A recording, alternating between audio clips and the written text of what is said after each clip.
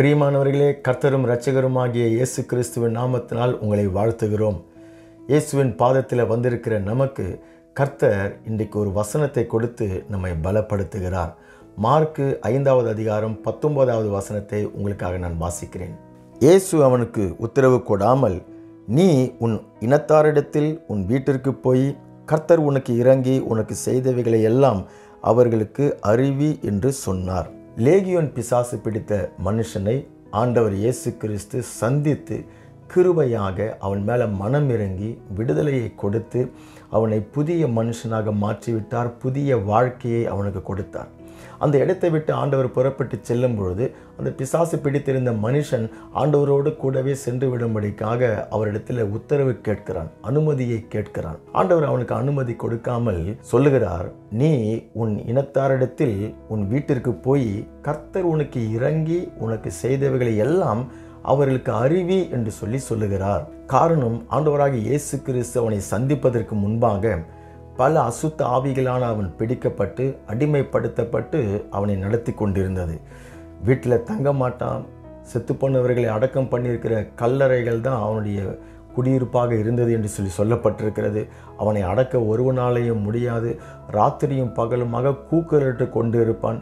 கல்லுகளை எடுத்து தன்னுடைய சரீரத்தை கீறிக்கொள்ளுவான். சங்கிலியினால் கட்டினால் கூட அதையெல்லாம் அவன் தகர்த்து போட்டு விடுவான் என்று சொல்லி அவனை குறித்து சொல்லப்பட்டிருக்கிறது. ஆகையினால ஜனங்கள் அவனை பார்த்தாலே தூரத்திலேயே பயந்து போய்விடுவார்கள். இப்போ இயேசு கிறிஸ்து மனம் இறங்கி கிருபையாக அவனுக்கு விடுதலையை கொடுத்திருக்கிறார்.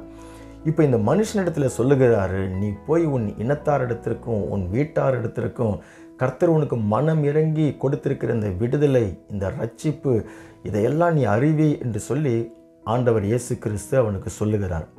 இன்றைக்கு நம்மையும் கூட கர்த்தர் கிருபையாக ரட்சித்து இருக்கிறார். பாவ மன்னிப்பை கொடுத்திருக்கிறார். பாவ பழக்கங்களிலிருந்து, பாவ அடிமைத்தனத்திலிருந்து விடுதலையை நமக்கு கொடுத்திருக்கிறார். இருதயத்தில் சமாதானத்தையும் சந்தோஷத்தையும் ஆண்டவர் நமக்கு கொடுத்திருக்கிறார். தம்முடைய வசனத்தை கொடுத்து புத்தியில் தெளிவை நமக்கு கொடுத்து வாழ்க்கையை குறித்த தேவ ஞானத்தை நமக்கு போதித்து நம்மை நடத்தி கொண்டு வருகிறார். எத்தனை தடவை நம்முடைய ஜெபத்தை கேட்டு கண்ணீரை துடைத்திருக்கிறார். பயங்களுக்கெல்லாம் விடுதலையை கொடுத்திருக்கிறார். வியாதிகளை சுகமாக்கியிருக்கிறார். அற்புதங்களை செய்திருக்கிறார். எண்ண முடியாத நன்மைகளை ஒவ்வொரு நாளும் நமக்கு செய்து கொண்டு வருகிறார். ஆலயத்தில் நம்ம அவரை ஆராதிக்கிறோம். ஆலயத்தில் நம்ம சாட்சி சொல்லுகிறோம். ஆனால் கர்த்தர் இன்றைக்கு சொல்லுகிறார், அந்த மனுஷனிடத்தில் சொன்னது போல, நீ உன் இனத்தாரிடத்தில் உன் வீட்டிற்கு போய் கர்த்தர் உனக்கு இறங்கி செய்தவைகளை எல்லாம் அறிவி என்று சொல்லி, அந்த பட்டணத்தில் ஆண்டவர் இயேசு அந்த ஒரு மனுஷனை தான் சந்தித்து அவனுக்கு விடுதலையை கொடுத்தார். ஆனால் அவன் மூலியமாக அந்த தேசத்தையே ஆண்டவர் சந்தித்து விட்டாராம். அந்த லேகியோன் பிசாசு பிடித்திருந்த மனுஷன் அவன் போய் தன்னுடைய வீட்டாருக்கு தன்னுடைய இனத்தாருக்கு சொன்னது மாத்திரமல்லாமல் தெக்கப்போலி என்கிற அந்த பட்டணம் முழுவதிலேயும் அவன் சொல்லிவிட்டான். அதுதான் தேவனுடைய நோக்கம். இன்றைக்கு என் மூலியமாகத்தான், உங்கள் மூலியமாகத்தான் நம்முடைய குடும்பங்களை சந்திக்க விரும்புகிறார். நம்முடைய உறவினர்களை சந்திக்க விரும்புகிறார். நம்முடைய நண்பர்கள், நம்மோடு கூட பழகுகிறவர்களை நம் மூலியமாகத்தான் தேவன் சந்திக்க விரும்புகிறார். அதனால தான் அவர் சொல்கிறாரு, கர்த்தராகிய இயேசு கிறிஸ்து உனக்கு இறங்கி மனம் இறங்கி கிருபையாக உனக்கு செய்தவைகளை உன்னுடைய இனத்தாரிடத்திற்கு உன்னுடைய வீட்டாரிடத்திற்கு போய் அவைகளை எல்லாம் அறிவி என்பதாக. அப்போஸ்தலர் 16:31 அருமையான ஒரு வாக்குத்தத்தத்தை கொடுத்திருக்கிறார். நீ ஒருவன் ரட்சிக்கப்பட்டால் உன் குடும்பம் முழுவதும் ரட்சிக்கப்படும். அப்போ ஒரு குடும்பம் முழுவதும் ரட்சிக்கப்படுவதற்காக தேவன் ஒரு மனுஷனை தெரிந்தெடுத்திருக்கிறார். அந்த மனுஷன்தான் நீங்கள், அந்த மனுஷன்தான் நாம். கர்த்தர் எனக்கு இறங்கி செய்திருக்கிறதை அவர்களுக்கு அறிவிக்கும் பொழுது கர்த்தருடைய வல்லமையை அவர்கள் அறிந்து கொள்வார்கள். இயேசு கிறிஸ்துடைய அன்பை அறிந்து கொள்வார்கள். இயேசு கிறிஸ்துடைய மனதுருக்கத்தை அறிந்து கொள்வார்கள். அவர்கள் நம்மிடத்தில் உண்டாக்கக்கூடிய அந்த மாற்றத்தை கண்டு எந்த மனுஷனையும் மறுரூபப்படுத்தி பிரகாசிக்க பண்ணுகிற தேவன் அப்படி என்கிறத ஆண்டவர் இயேசு கிறிஸ்துவை குறித்து அறிந்து கொள்வார்கள். இன்றைக்கு நம்ம அப்படியாக நம்மை அர்ப்பணித்து கொண்டு ஜெபிக்கலாமா? எங்களை அதிகமாக நேசிக்கிற எங்கள் அன்பு பரலோக தகப்பனே, எங்கள் குடும்பம் முழுவதும், எங்களுடைய வீட்டார், எங்களுடைய இனத்தார், நாங்கள் அறிந்திருக்கிறவர்களை நீர் சந்திக்கும்படிக்காக, அவர்களை ரட்சிக்கும்படிக்காகவே எங்களை உம்முடைய ரட்சிப்பினால் சந்தித்து உம்முடைய வெளியேறப்பட்ட இரத்தத்தினால் இந்த மீட்பை நீர் எங்களுக்கு கொடுத்து இருக்கிறீர்.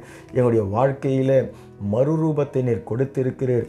உமக்கு பிரியமான பிள்ளைகளாக பிரித்தெடுத்து எங்களை நீர் நடத்தி கொண்டு வருகிறீர். இதோ நீர் எங்களுக்கு செய்த நன்மைகளை எல்லாம், அற்புதங்களை எல்லாம், எங்கள் ஜெபங்களுக்கு கேட்டு பதில் கொடுத்ததை எல்லாம் மற்றவர்களுக்கும் அறிவிக்க, அதன் மூலியமாக நீர் அவர்களை சந்திக்க, அதன் மூலியமாக அவர்கள் உம்மை அறிந்து கொண்டு உம்முடைய ரட்சிப்பில் வரும்படிக்காக எங்களை இந்த நாளில் அர்ப்பணித்துக் கொள்கிறோம். எங்கள் இருதயத்தில் இருக்கக்கூடிய எல்லா கூச்சத்தன்மைகள் எல்லாம் நீங்கட்டும், எல்லா குழப்பங்கள் பயங்கள் எல்லாம் நீங்கட்டும். நான் சொன்னால் என்ன கேட்க போகிறாங்க அப்படிங்கிற அந்த சந்தேகங்கள் எல்லாம் நீங்கட்டும். கர்த்தாவே, இன்றைக்கு விசேஷமான ஒரு சுவிசேஷ அபிஷேகத்தினால் நிரப்புவீராக. பிசாசு பிடித்திருந்தவனை பிரசங்கியாக மாற்றின தேவன், அசுத்த ஆவி பிடித்து சுற்றி திரிந்து கொண்டிருந்தவனை சுவிசேஷகனாக மாற்றின கர்த்தர், அவனை கண்டு அநேகர் பயந்து இருந்த அந்த மனுஷனை பிற்பாடு அவனை கண்டு ஆச்சரியப்பட்டு தேவனை மகிமைப்படுத்துகிற ஒரு மனுஷனாக நீர் மாற்றிவிட்டீரே. அப்படியா எங்களையும் நீர் பயன்படுத்துவீராக. அநேகருக்கு உம்முடைய ரட்சிப்பை சொல்ல பலப்படுத்துவீராக. இயேசு கிறிஸ்துவின் நாமத்தினால் எங்களை அர்ப்பணித்துக் கொண்டு ஜெபிக்கிறோம் நல்ல பரலோக பிதாவே. ஆமேன்.